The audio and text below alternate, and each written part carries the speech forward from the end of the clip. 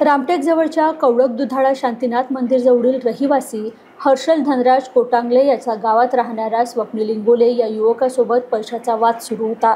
या वादातून गुरुवारच्या रात्री 11 ते 12 वाजेच्या दरम्यान हर्षल धनराज कोटांगले याचा दुधाळा रोड नगर परिषदेच्या क्वार्टरजवळील स्वप्नील इंगोले सोबत पैशावरून वाद झाला व त्याने सहआरोपी त्याचा लहान भाऊ दुर्गेश इंगोले याला फोन करून बोलावून घेतले। दुर्गेशने सोबत आणलेल्या धारदार शस्त्राने सपासप छातीवर आणि पोटावर वार करून त्याला जखमी केले। हा प्राणघातक हल्ला घरापासून काही मीटर अंतरावर झाला। जखमीला रामटेक उपजिल्हा रुग्णालयात नेण्यात आले, जेथे त्याची प्रकृती गंभीर असल्याने त्याला नागपूरच्या मेयो रुग्णालयात स्थलांतरित करण्यात आले होते, मात्र वाटेतच त्याचा मृत्यू झाला। या घटनेबाबत रामटेक पोलिसांनी गुन्ह्याचे ठिकाण सील केले असून रामटेक पोलीस स्टेशनचे ठाणेदार आशाराम शेटे यांच्या पथकासह रात्री उशिरा गुन्ह्याच्या ठिकाणी पोहोचले।